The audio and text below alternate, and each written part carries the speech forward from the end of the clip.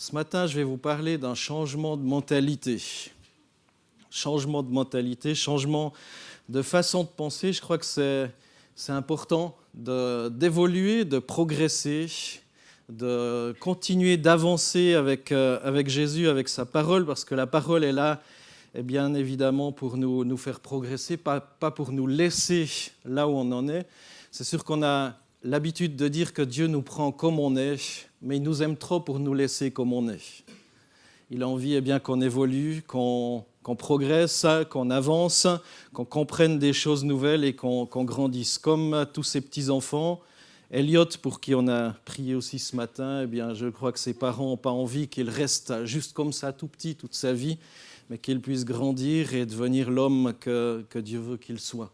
Donc c'est normal. Dieu veut aussi qu'on devienne les hommes, les femmes,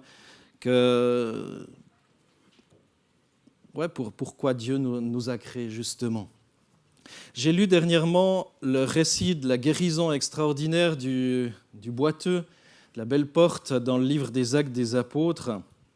Je ne sais pas si ça vous dit quelque chose. Lorsque Pierre et Jean sont montés au temple, il y avait un boiteux, un infirme qui était là qui était là tous les jours. On le plaçait tous les jours à cette porte et un homme qui faisait l'aumône, évidemment, parce qu'il ne pouvait pas subvenir à ses besoins, donc il était comme un mendiant.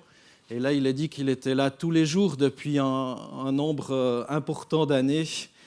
Et Pierre et Jean, qui vont passer devant lui, vont dire « Mais on n'a ni argent ni or, mais ce qu'on a, on te le donne au nom de Jésus-Christ, lève-toi et marche. » Et j'ai été frappé par ce texte. Et dans Actes 3, verset 12, on voit tout de suite que Pierre et Jean étaient un petit peu populaires par rapport à ce miracle. Tout de suite, les gens se disent « Ah, il y a quelqu'un qui fait quelque chose d'extraordinaire. » Mais Pierre et Jean vont recentrer les choses sur le Christ. Dans Actes 3, 12, il dit que quand Pierre vit cela, il s'adressa à la foule « Hommes israélites, qu'avez-vous à vous étonner ainsi de ce qui vient de se passer ? Pourquoi nous fixez-vous avec tant d'insistance comme si c'était nous qui, par notre propre pouvoir ou notre piété, avions fait marcher cet homme ?» Donc tout de suite, et après le texte continue et il parle bien évidemment de la gloire que l'on doit rendre au Seigneur, et que c'est le Seigneur de qui vient toute chose, et notamment ce miracle.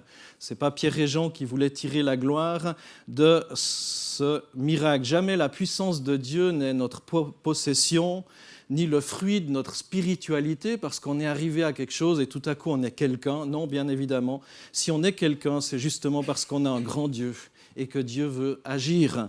Mais ce n'est pas nous qui agissons, c'est le Seigneur qui agit, alors qu'on place notre foi en lui. On ne possède rien et tout est grâce. Et Pierre précise juste après que c'est Dieu qui a glorifié Jésus dans l'événement et il rapporte toute la gloire au Seigneur. Il rejette le regard porté sur lui et sur Jean. Il refuse une espèce de star system qui est dans le royaume du Seigneur. Et ce n'est pas juste une simple parenthèse ou une fausse modestie en disant non, on n'y peut rien. Des fois, on nous fait un compliment et puis on dit ah mais c'est rien. Ou on est un petit peu gêné parfois, c'est un petit peu une fausse modestie. Non, je ne crois pas du tout dans ce cas-là que Pierre et Jean faisaient preuve de fausse modestie du tout. Mais tout le discours qui va suivre appelle à centrer sur Jésus, à se convertir au Seigneur.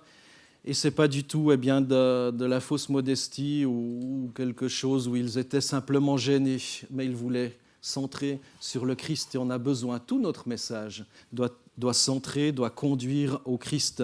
Et dans les derniers temps, l'apôtre Paul nous met en garde la venue de l'Antichrist.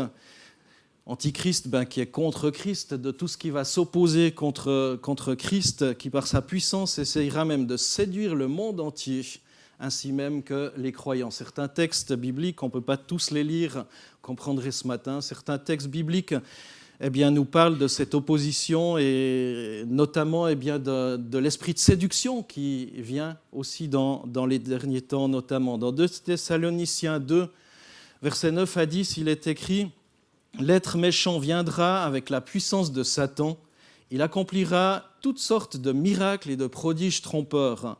Il usera du mal sous toutes ses formes pour séduire ceux qui vont à leur perte.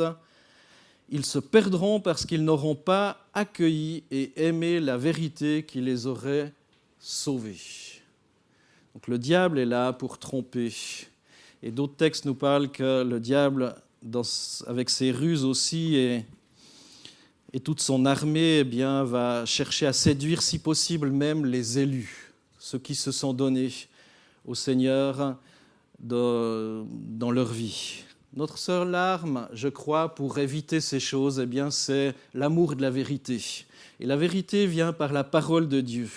Pour tenir devant cette fausse puissance, on a besoin d'être centré sur cette parole du Seigneur, la Bible, pour nous éviter d'être ballottés à tout vent de doctrine et de nous laisser happer par le malin, le rusé, celui qui cherche à nous faire chuter. D'ailleurs, la Bible nous met en garde que celui qui est debout prenne garde de tomber. Et c'est vraiment quelque chose que de faire preuve de sagesse, je dirais. De veiller, de prier et de connaître la vérité qui se trouve dans la parole du Seigneur. D'examiner aussi si ce qu'on vous dit ici dans ces lieux, dans un lieu de culte, au travers de la prédication, si ce qu'on vous dit est vrai, si ce n'est pas juste une espèce de manipulation, on essaye de vous faire croire ce qui est sur notre cœur, mais de vérifier si vraiment c'est la vérité, si vraiment c'est biblique. Et s'il y a des doutes par rapport à l'aspect biblique d'un message, des petits feux orange doivent s'allumer et on doit se dire attention, vérifions. Soyons ces chrétiens de béret qui vérifions aussi si ce qu'on nous dit est vrai. On va lire un texte dans Actes 8, versets 5 à 25, un texte assez long, mais qui vaut la peine d'être médité ce matin. Actes 8, versets 5 à 25, ou plutôt 4 à 25. Ceux qui avaient été dispersés parcouraient le pays en annonçant la bonne nouvelle. Philippe se rendit dans la principale ville de Samarie et se mit à annoncer le Messie à ses habitants. La population tout entière était très attentive aux paroles de Philippe. Est-ce que vous êtes attentifs aux paroles de Philippe ce matin ? Mais bon, c'est un autre Philippe, désolé. La population tout entière était très attentive aux paroles de Philippe quand elle l'entendait et voyait les miracles qu'il accomplissait. En effet, des esprits mauvais sortaient de beaucoup de malades en poussant un grand cri, et de nombreux paralysés et boiteux étaient également guéris. Ainsi, la joie fut grande dans cette ville. Un homme appelé Simon se trouvait déjà auparavant dans cette ville. Il pratiquait la magie et provoquait l'étonnement de la population de la Samarie. Il prétendait être quelqu'un d'important. Et tous, des plus jeunes aux plus âgés, lui accordaient beaucoup d'attention. On disait, cet homme est la puissance de Dieu, celle qu'on appelle la grande puissance. Il lui accordait beaucoup d'attention car il y avait longtemps qu'il les étonnait par ses pratiques magiques. Mais quand ils crurent à la bonne nouvelle que Philippe annonçait au sujet du royaume de Dieu et de la personne de Jésus-Christ, ils se firent baptiser, hommes et femmes. Simon lui-même crut et fut baptisé. Il restait auprès de Philippe et il était rempli d'étonnement en voyant les grands miracles et prodiges qui s'accomplissaient. Les apôtres qui étaient à Jérusalem apprirent que les habitants de la Samarie avaient reçu la parole de Dieu. Ils leur envoyèrent alors Pierre et Jean. Quand ceux-ci arrivèrent en Samarie, ils prièrent pour les croyants afin qu'ils reçoivent le Saint-Esprit. En effet, le Saint-Esprit n'était pas encore descendu sur aucun d'eux. Ils avaient seulement été baptisés au nom du Seigneur Jésus. Alors Pierre et Jean posèrent les mains sur eux et ils reçurent le Saint-Esprit. Verset 18, quand Simon vit que l'Esprit était donné aux croyants, lorsque les apôtres posaient les mains sur eux, il offrit de l'argent à Pierre et Jean, disant « Accordez-moi aussi ce pouvoir afin que ceux sur qui je poserai les mains reçoivent le Saint-Esprit. » Mais Pierre lui répondit « Que ton argent soit détruit avec toi, puisque tu as pensé que le don de Dieu peut s'acheter avec de l'argent. Tu n'as aucune part ni aucun droit en cette affaire, car ton cœur n'est pas honnête aux yeux de Dieu. » Verset 22, « Rejette donc ta mauvaise intention et prie le Seigneur pour que, si possible, il te pardonne d'avoir eu une telle pensée. » Je vois en effet que tu es plein d'un mal amer et que tu es prisonnier du péché. » Simon dit alors à Pierre et Jean, « Priez vous-même le Seigneur pour moi, afin qu'il ne m'arrive rien de ce que vous avez dit. » Après avoir rendu témoignage en prêchant la parole du Seigneur, les deux apôtres retournèrent à Jérusalem. En chemin, ils annoncèrent la bonne nouvelle dans de nombreux villages de Samarie. Peut-être un long texte comme ça à premier abord, mais je vous invite à le relire chez vous, à voir aussi tout ce qui concerne le contexte de ce texte. Mais une première chose que j'aimerais relever par rapport à ce texte, c'est que tout ne se règle pas en un jour. Tout ne se règle pas en un jour. Il y a comme une progression nécessaire, je crois voulue aussi de Dieu. L'histoire qu'on a lue indique de manière assez évidente que conversion signifie pas totale libération du passé. Vous voyez, cet homme, Simon, le magicien, qui va finir par accepter le Christ comme Seigneur et Sauveur, il va même se faire baptiser. Et finalement, on voit quand même qu'il est repris assez sévèrement par Pierre et Jean, parce qu'il avait pensé pouvoir acquérir le Saint-Esprit à prix d'argent et pouvoir le transmettre plus loin. L'Évangile, nous dit ce texte, se propage hors de Jérusalem à la suite d'une persécution et va atteindre les Samaritains. Il y a eu juste avant, si on regarde ce qui s'est passé avant, le meurtre d'Étienne. Il y a eu Saul, qui est devenu l'apôtre Paul, mais Saul, avant de se tourner vers Jésus-Christ, était un persécuteur des chrétiens. Et là, il enfermait ceux qui se déclaraient de Jésus-Christ, il mettait en prison, voire même certains étaient tués comme Étienne qui a été lapidé pour sa foi. Donc les gens ont tout naturellement quitté cet endroit qui devenait dangereux, ils sont allés témoigner à d'autres peuplades et notamment là les Samaritains. Et c'est à cet endroit-là que se passe notre texte que je vous ai lu ce matin. Jésus avait ouvert la porte du salut à ce peuple d'origine étrangère, mais les Samaritains ne suivaient pas fidèlement les prescriptions des Écritures. Ils n'étaient pas tout à fait accrochés à ce que Dieu disait. Il y avait un petit peu de Dieu, mais un petit peu d'autres choses aussi. Et c'est certainement ce qui cloche. Évidemment, on est dans les débuts de ces temps après Jésus-Christ et il y a encore bien des choses qui doivent être recentrées, recadrées. Luc, l'auteur du livre des Actes des Apôtres, nous parle même de conversion massive à ce moment-là. C'est ce qu'on a lu peut-être un peu rapidement, de conversion massive de Samaritains, des gens qui venaient en foule et qui se sont même fait baptiser par la suite. Un peuple qui n'est pas directement d'origine juive, même s'il y a des racines identiques. Pierre et Jean, venus examiner la situation, voient aussi, suite à leur prière, le Saint-Esprit descendre sur eux. Et c'est juste magnifique. Ils ont été baptisés au nom du Seigneur Jésus.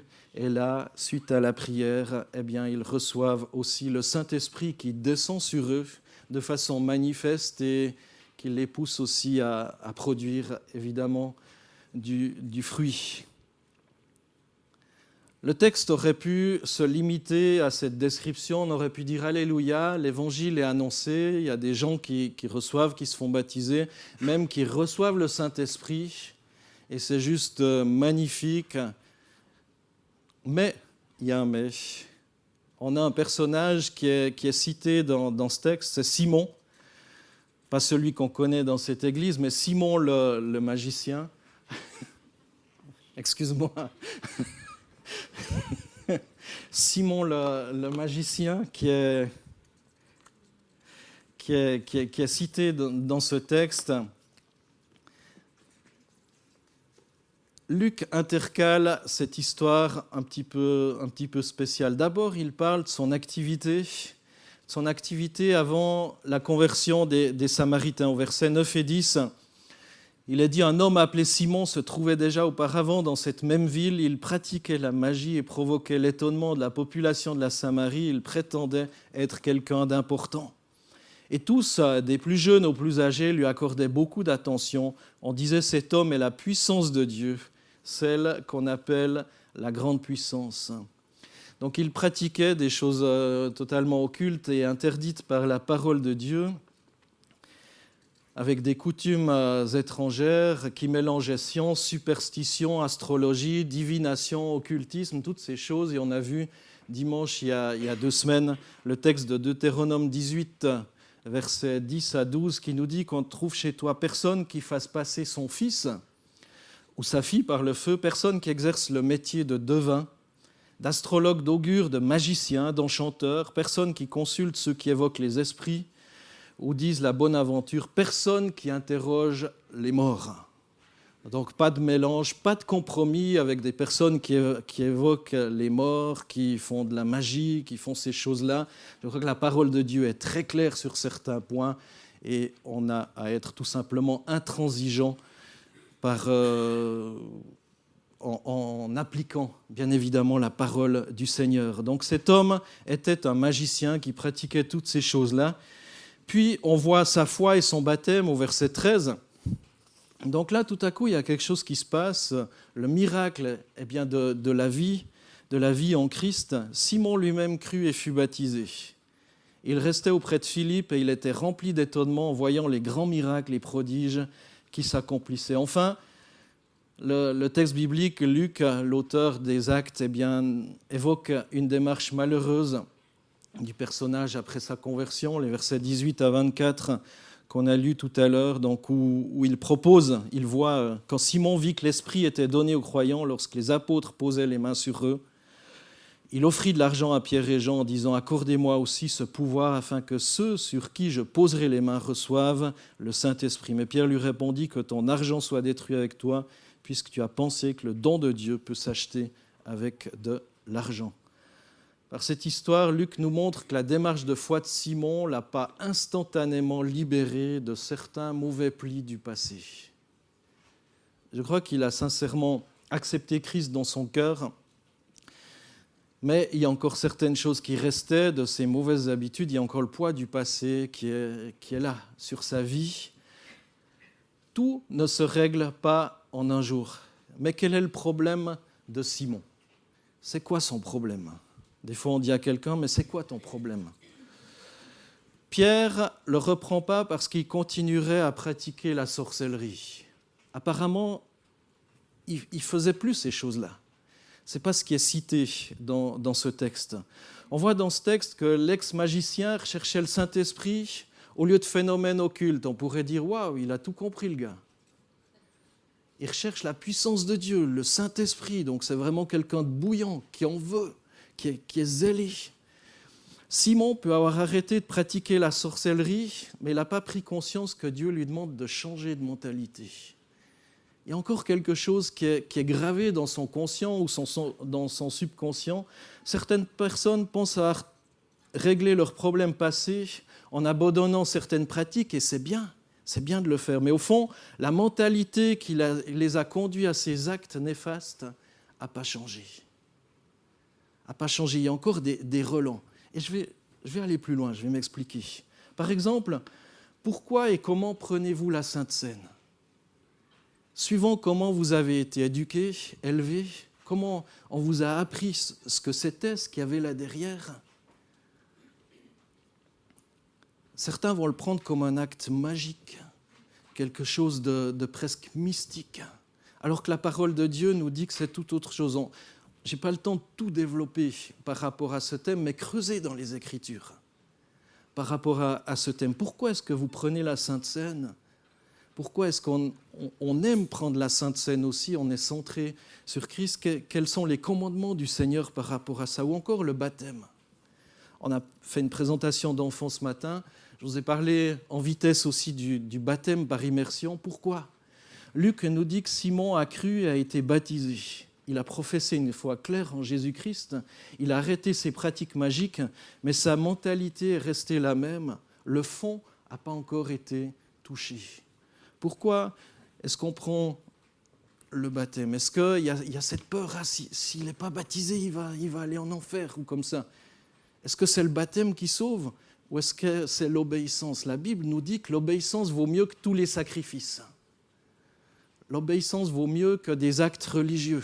Et là encore, on ne peut pas acheter. On voit que Simon, il voulait acheter la puissance de Dieu. Il s'est dit, waouh, c'est quelque chose qui venait de Dieu, hein, le Saint-Esprit. Personne ne peut dire dans cette salle que le Saint-Esprit ne vient pas de Dieu. Le Saint-Esprit est Dieu. Donc il voulait vraiment, il avait faim, il était même prêt à débourser de l'argent pour ça. Un autre exemple pour aujourd'hui.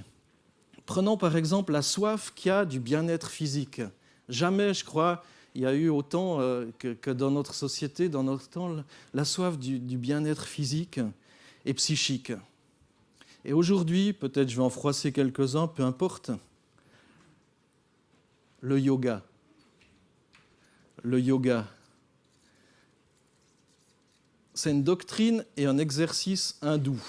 On va me dire, oulala, descends de ta planète, mon gars, c'est de la gym. Non. Déjà, rien que le mot et le nom est sans ambiguïté. Le dictionnaire dit que ce mot veut dire jonction et désigne une discipline indienne traditionnelle qui vise à libérer l'âme de sa condition existentielle par un ensemble de pratiques psychiques et corporelles. Un site internet qui parle du yoga, très clair, dit « Ce n'est ni un sport, ni une gymnastique, ni une religion, mais il pourrait paradoxalement être considéré comme un ensemble de tout ça. Le yoga est en réalité un état d'esprit selon lequel l'Esprit Saint et le corps saint vont de pair. » Un autre site internet sur le yoga vante les mérites du yoga, va dire « Aujourd'hui, le yoga tend à gagner un public large. L'engouement pour les médecines douces et une façon de vivre plus posée, destinée à limiter le stress et ses effets pervers, a permis de redonner au yoga ses lettres de noblesse. » Grosse confusion par rapport à la gymnastique. J'ai eu des problèmes dernièrement avec les cervicales, avec trois hernies discales sur les cervicales, et j'ai dû faire de la physio. La physio, il n'y a rien de mal sur la physio. Hein. Je fais de la physio et je me suis dit, je vais m'acheter un tapis pour faire de la gym parce que c'est mieux que par terre. Mais partout, chez Decathlon ou partout ailleurs, quand je voulais acheter, c'était marqué tapis de yoga. Mais moi, je ne voulais pas un tapis de yoga, les gens. Partout, dans tout le rayon, tapis de yoga. Oh, c'est un tapis de gym. Tapis de yoga. Je n'ai pas acheté. Chez Decathlon, désolé, je ne fais pas de pub ou de la contre-pub, je n'ai pas acheté. Finalement, j'ai fouillé tous les sites internet jusqu'à ce que je trouve un tapis de gym. Moi, je ne voulais pas un tapis de yoga. Je ne voulais pas ces choses-là. Déjà rien que parce que j'ai rien à voir avec ces choses-là. Et aussi pour éviter la confusion. Et je crois que si les chrétiens, notre musique, elle chante faux, ben, y a de la confusion. Il n'y a pas de mélange. Faites de la gym, faites de la gym. Si vous voulez faire du yoga, faites du yoga, mais ça n'a rien à voir avec la Bible. Rien à voir avec la pensée chrétienne. Et je crois que là encore, eh bien, on a à sortir de la confusion. Ça, c'est pour contextualiser. Hein. Contextualiser. Alors, quel est le problème de Simon ? Ce n'était pas ça encore. Et pourquoi je vous raconte ça ? C'est parce qu'aujourd'hui, on met beaucoup l'accent sur le bien-être. Le bien-être. Et finalement, il y a des pratiques qui vont nous pousser à rechercher le bien-être. Et on peut rechercher le bien-être au travers de la vie chrétienne, ce qui n'est pas forcément faux, mais ce qui peut être dangereux suivant l'état d'esprit dans lequel eh bien, on le fait. Le problème de Simon, c'est qu'on peut le définir comme le pouvoir ou sa relation au pouvoir. Avant son adhésion à la foi chrétienne, Simon aime tout ce qui touche à la puissance. Tout ce qui touche à la puissance. Les Samaritains sont très étonnés par la magie de Simon. Il a un impact impressionnant sur eux.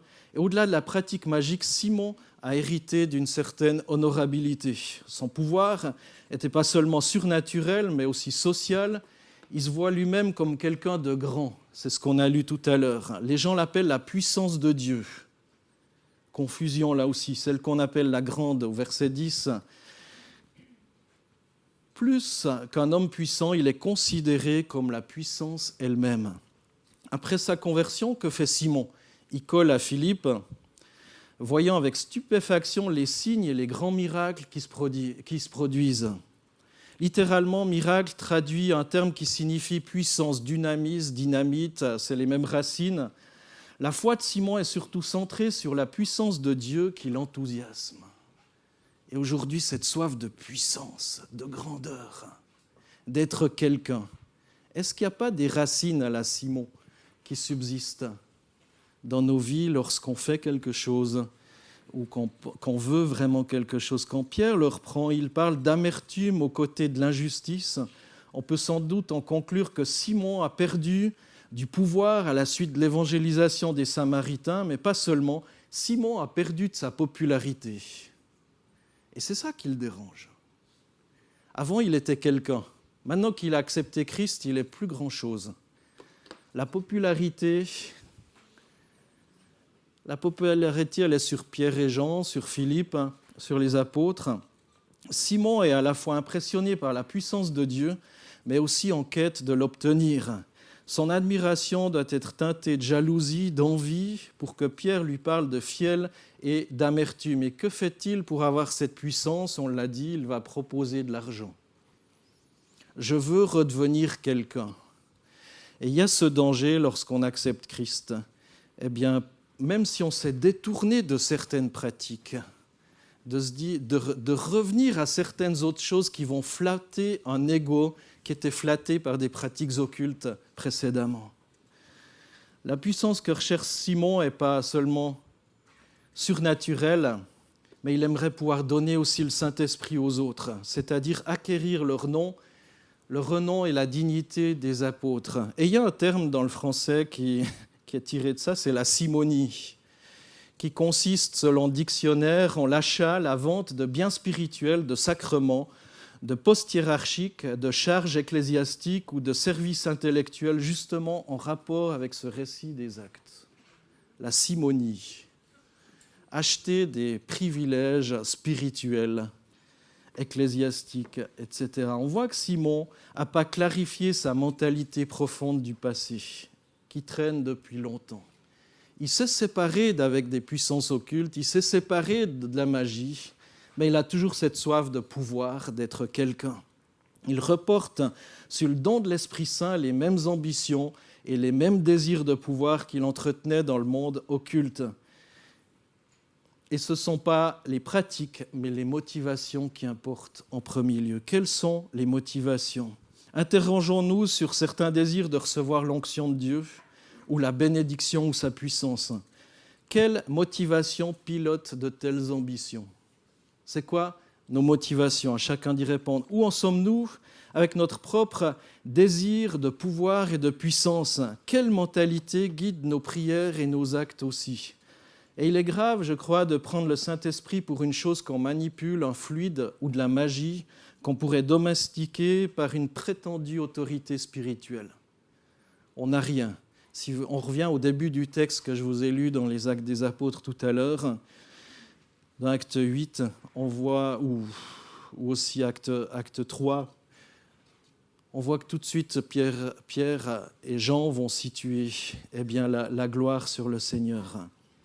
La réprimande de Pierre est très sévère parce que la faute de Simon est extrêmement grave. Mais il y a une solution pour Simon. Il y a une bonne nouvelle. Pierre offre à Simon une double démarche de réparation. D'abord, il l'appelle à changer de mentalité au verset 22. Au verset 22, il va dire « Rejette donc ta mauvaise intention et prie le Seigneur pour que, si possible, il te pardonne d'avoir une telle pensée. » Donc, il lui montre le chemin. Il lui montre la possibilité de sortir et de changer de mentalité. Et ce matin, je crois que le Seigneur aimerait qu'on puisse changer peut-être aussi de mentalité face à certaines choses, face à certaines motivations. On doit aussi comprendre par l'exhortation de Pierre que notre vie chrétienne est un changement de mentalité. Désormais, je ne pense plus la même chose, plus comme avant. Mes motivations changent. Progressivement, Dieu nous change, nous transforme de l'intérieur. Et il y a des bagages du passé, des habitudes dont il faut certainement se débarrasser. Ensuite, Pierre appelle Simon à chercher auprès du Seigneur le pardon. Il y avait de l'amertume, il y avait de l'injustice dans son cœur, nous dit le texte. Et c'est sans doute ce problème d'attitude de fond qui pose un obstacle, certain, entre lui et le Seigneur. Demander pardon, ce n'est pas une démarche mécanique par laquelle on récite une prière de regret. C'est quelque chose de sincère. C'est reconnaître les aspects tordus de notre mentalité et se livrer de tout notre cœur au Seigneur. Alors si on demande pardon au Seigneur, agissons avec un cœur sincère et réduisons pas notre démarche à une formalité du bout des lèvres, parce qu'il faut le faire. Mais ça doit venir de tout notre cœur. Dieu nous appelle souvent à des changements de fond, à des changements directs, conséquents, bien au-delà des paroles. On doit passer aux actes. Alors je vais conclure mon message ce matin. Luc nous rapporte que Simon a pris les menaces de Pierre au sérieux. Sa demande d'intercession aux apôtres nous montre qu'il a renoncé à vouloir se placer à leur hauteur. Certains pourraient interpréter ce texte en pensant qu'il s'est détourné de la foi, qu'il est parti avec regret. Mais je crois qu'il a fait preuve d'humilité en leur demandant de prier aussi pour lui. Simon se rend compte qu'il avait besoin de l'intercession des apôtres. Peut-être devons-nous aussi comprendre que pour nous aussi, il y a du pain sur la planche quand il s'agit de vivre une transformation non seulement dans notre pratique, mais aussi dans notre mentalité profonde qui gouverne souvent notre existence. Pourquoi est-ce que je veux telle ou telle chose ? Pourquoi lorsqu'on fait des séminaires, des cours sur la puissance de Dieu, sur toutes ces choses-là, c'est bondé. Si on fait un temps de jeûne et prière, généralement, ça a moins de succès. On peut se poser la question. La soif de puissance, d'être quelqu'un, ce n'est pas forcément néfaste, mais pourquoi est-ce qu'on fait ces choses-là ? Pourquoi est-ce que si on fait une soirée miracle et guérison, ça sera bondé ? Si on fait une étude biblique, généralement, il y a un petit peu moins de monde. Pensons à notre rapport à la puissance, à notre tentation d'utiliser l'esprit pour notre ambition. Et souvenons-nous aussi, selon ce texte, que tout ne se règle pas en un jour. Même si on a fait les choses justes, on s'est fait baptiser, on a accepté Christ déjà, on s'est fait baptiser, et on a rejeté des pratiques néfastes, mauvaises, voire occultes, tout ne se règle pas en un jour. Il y a peut-être encore certaines choses dans notre conscient qu'on pratique et qui découlent de ce passé, comme j'ai tenté de l'expliquer ce matin. Tout ne se règle pas en un jour de conversion. C'est Dieu qui donne. Rappelons-nous que seul Jésus-Christ peut nous communiquer son esprit. Ne recherchons pas auprès des hommes. Ne recherchons pas auprès de je ne sais pas quelle formule, quelle recette, mais recherchons auprès du Seigneur Jésus. Ce que Jésus veut, c'est que vous puissiez vous mettre à genoux et réellement lui demander, vous transformer, réellement lui demander de vous remplir de son esprit, réellement lui demander que rien ne fasse obstacle entre lui et vous, qu'il n'y ait plus rien, que Dieu ait tous les droits de mettre son doigt là où peut-être ça va faire mal, parce qu'il y a des choses à transformer, à changer dans votre mentalité. Mais ce n'est pas pour vous faire mal, justement, ou vous laisser là-dedans, mais pour que vous puissiez grandir et peut-être même exercer tous ces dons de puissance, parce que c'est dans la volonté du Seigneur, mais pas dans un mauvais état d'esprit, comme Simon le souhaitait. Dans les derniers temps, l'apôtre Paul nous met en garde la venue de l'Antichrist qui, par sa puissance, essayera de séduire le monde entier ainsi que les croyants. Pourquoi est-ce que nous sommes mis en garde de toutes ces choses qui vont venir ? C'est parce que l'être humain a toujours cette soif, cette envie de ce qui frappe les yeux. Et dès qu'il y a quelque chose de miraculeux, on y court tête baissée. Tout ce qui bouge, même tout ce qui est guérison, ne vient pas forcément du Seigneur. Amen. Jésus, merci. Merci parce que ce matin, tu nous appelles à changer de mentalité. Tu nous appelles à nous poser des bonnes questions. Pourquoi on veut ceci ou cela ? Ou pourquoi on ne veut pas ceci ou cela ? Quelles sont les craintes ou les mauvaises habitudes peut-être, Seigneur, qu'on doit régler ? Seigneur, merci. Merci de nous aider à prendre conscience, Seigneur, de ce qui se trouve au plus profond de notre cœur, David te demandait « Sonde-moi, ô Dieu, et connais mon cœur. Regarde si je suis sur une mauvaise voie et conduis-moi sur la voie de l'éternité. » Seigneur, examine notre cœur. Je te prie pour mes frères et sœurs que tu les bénisses et qu'ils puissent plier le genou devant toi, rechercher ta face, rechercher ton amour, rechercher ta bénédiction, rechercher ta gloire, Seigneur Jésus. Et Seigneur, que tu puisses les transformer afin qu'ils deviennent, Seigneur, semblables à toi, Jésus, et qu'ils puissent penser, agir, aimer toujours plus comme toi. Et Seigneur, s'il y a des travers dans nos vies, eh bien, guide-nous par ton esprit, Seigneur, sur le bon chemin. Dans le nom de Jésus, j'ai prié. Amen.